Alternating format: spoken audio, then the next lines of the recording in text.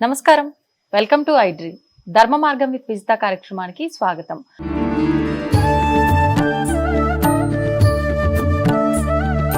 ప్రస్తుతం మనతో పాటు ఉన్నారు శ్రీ రామభద్ర క్షేత్రం నుంచి పండరి సంతోష్ కుమార్ శర్మ గారు. ఇప్పుడు గురుగారితో మాట్లాడి మరిన్ని విషయాలు తెలుసుకుందాం. నమస్కారం అండి. జై శ్రీరామ్. జై శ్రీరామ్. మరి హనుమాన్ జయంతి రాబోతోంది. హనుమంతుల వారి గురించి మాట్లాడుకున్నా కూడా ఆయన అనుగ్రహం మన పైన ఉంటుంది అంటారు. ఆయన గురించి మాట్లాడుకున్నా, శ్రీరాముడి గురించి మాట్లాడుకున్నా ఆయన మన చుట్టుప్రక్కలే ఉంటారు అని అంటారు.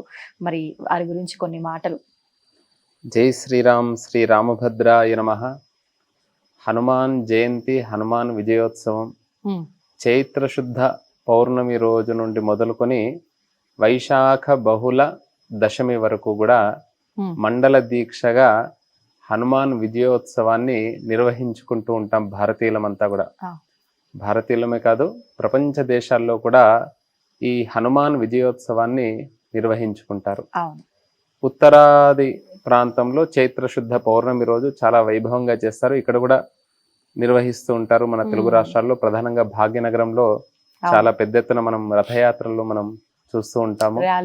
ర్యాలీలు తీస్తూ ఉంటారు. సనాతన వైదిక ధర్మంలో చాలా హనుమంతుణ్ణి ఆరాధించడం విశేషమైనటువంటి అనుగ్రహం.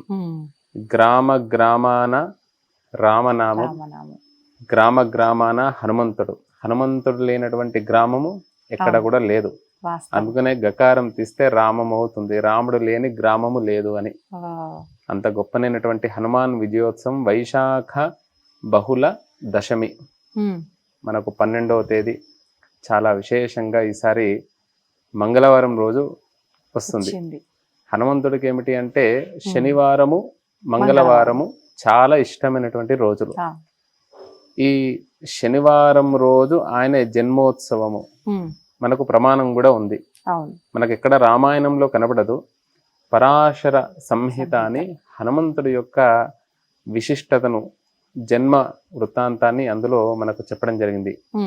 వైశాఖే మాసి కృష్ణాయాం, వైశాఖ మాసంలో కృష్ణపక్షంలో, కృష్ణపక్షం అంటే పౌర్ణమి తర్వాత వచ్చేటువంటిది కృష్ణపక్షం.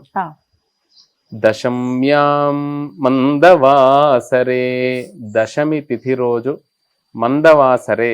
మందగమనుడు ఎవరు? శనేశ్వరుడికి మంద అనేటువంటి పేరు కూడా ఉంది. అలా శనివారం రోజు హనుమంతుడు పూర్వాభాద్రా ప్రభూతాయ, పూర్వాభాద్ర నక్షత్రం హనుమంతుడి నక్షత్రం, పూర్వాభాద్ర నక్షత్రం రాముడి పునర్వసు.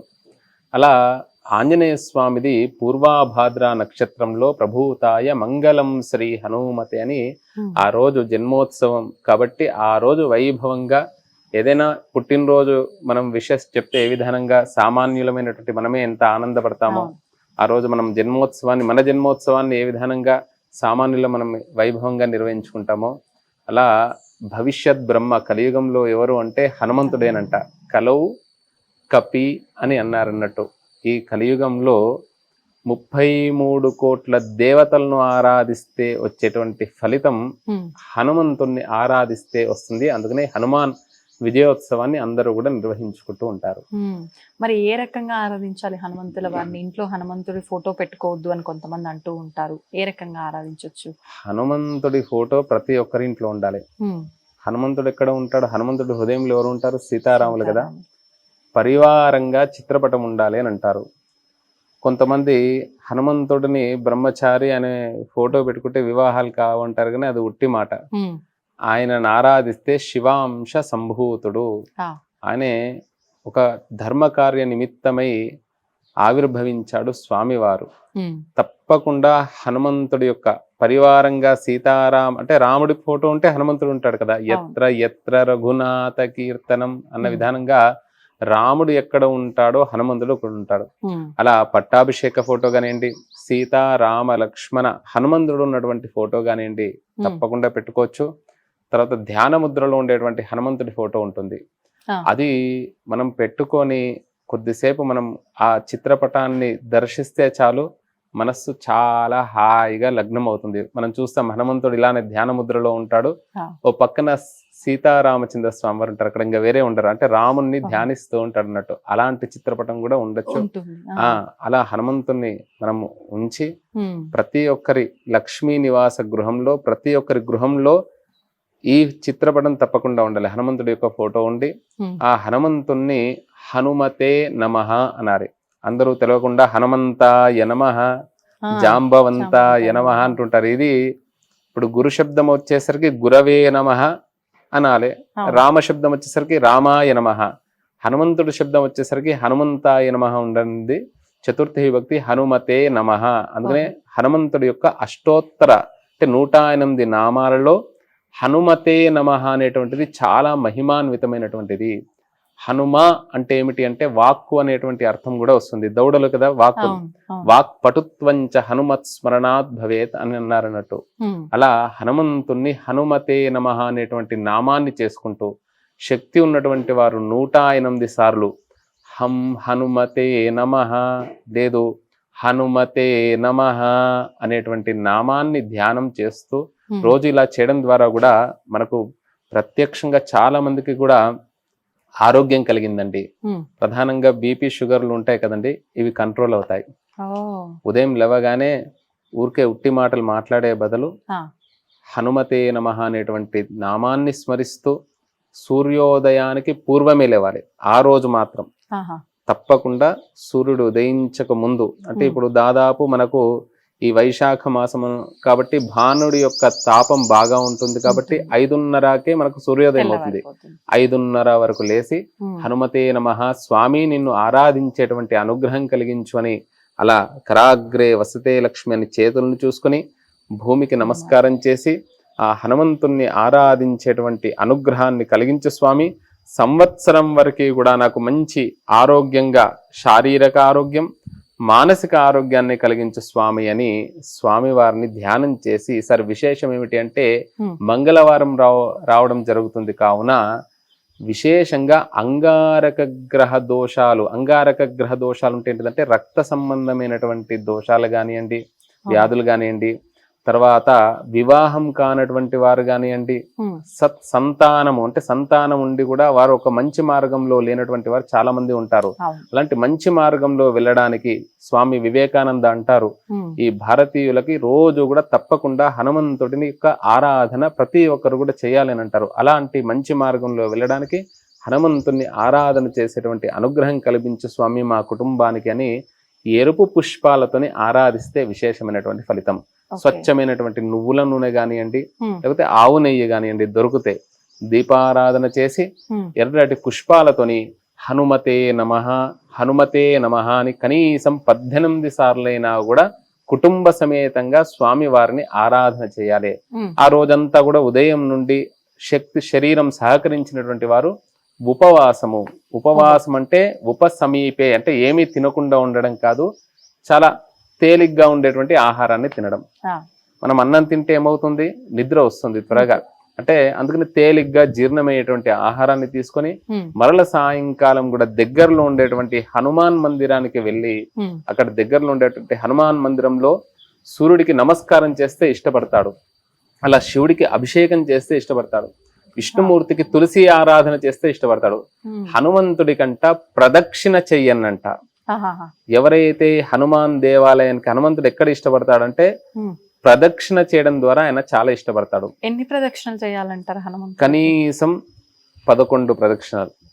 108 అంటే వాకింగ్ బదులు 108 చేస్తే బాగుంటుంది. కానీ ఈరోజు లౌకికమైనటువంటి జీవనం, ఉద్యోగ ధర్మము, వ్యాపార ధర్మం ఉంటుంది కాబట్టి ఏ విధానంగా చేయాలి ప్రదక్షిణ అంటే కూడా ఒక నిండు గర్భిణి నిండు కుండలో అంటే నీరు ఉన్నటువంటి కుండను అలా పట్టుకొని ఏ విధానంగా అడుగులు వేస్తుందో, ఈ రోజు ఏమైతుందంటే ప్రదక్షిణ అనగానే అలా ఏదో చెప్తారు కదా, పరుగు తీస్తుంటారు కదా, ఏదో పోటీ పెట్టినట్టు అందరు పరుగు తీస్తుంటారు. అలా పరుగు తీయకూడదు, అలా చేస్తే ఫలితం రాదు.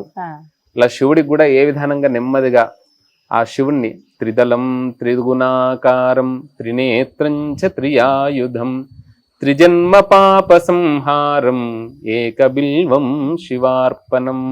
హనుమంతుడు కూడా ఒక మంత్రం ఉంది, బుద్ధిర్బలం యశోధైర్యం నిర్భయత్వమరోగత అజాడ్యం వాక్పటుత్వంచ హనుమత్ స్మరణాద్ భవేత్. ఈ అష్ట సిద్ధులు కలుగుతాయంట ఆయన ప్రదక్షిణ చేసుకుంటూ ఈ మంత్రాన్ని చెప్పడం ద్వారా. లేదు, చిన్న మంత్రం ఉంది, అసాధ్య సాధక స్వామిన్. ఆయనను ఆరాధిస్తే సాధ్యమే, అన్ని సాధ్యమవుతాయంట. అసాధ్యం తవ కిం వద రామదూత కృపా సింధో మత్కార్యం సాధయ ప్రభో. మా కార్యాన్ని నెరవేర్చు స్వామి అని. లేదు మాకు ఈ శ్లోకాలు రావు, చిన్న మంత్రం శ్రీరామదూతాయ నమః శ్రీరామదూతాయ నమః అనుకుంటూ ఒక 11 ప్రదక్షిణలు చేసినటువంటి వారికి ఒక 40 రోజుల పాటు మండల దీక్షగా చేయాలంటారు. అందుకనే ఈ హనుమాన్ దీక్ష అనేటువంటిది మండలం. ఏదన్నా ఔషధం తీసుకుంటే కూడా ఏం చేస్తారు వైద్యులు, ఫస్ట్ 2 వీక్స్ రాసిస్తారు, మళ్ళీ వెళ్ళగానే మళ్ళీ ఇంకొక 2 వీక్స్ రాసిస్తారు. అలా 40 రోజులు కంటిన్యూగా చేస్తే ఏంటిదంటే తప్పకుండా శరీరానికి ఏ విధానంగా ఫలిస్తుందో మనం చేసేటువంటి ఏ కార్యమైనా కూడా తప్పకుండా సఫలీకృతం అవుతుంది అని చెప్పారన్నట్టు.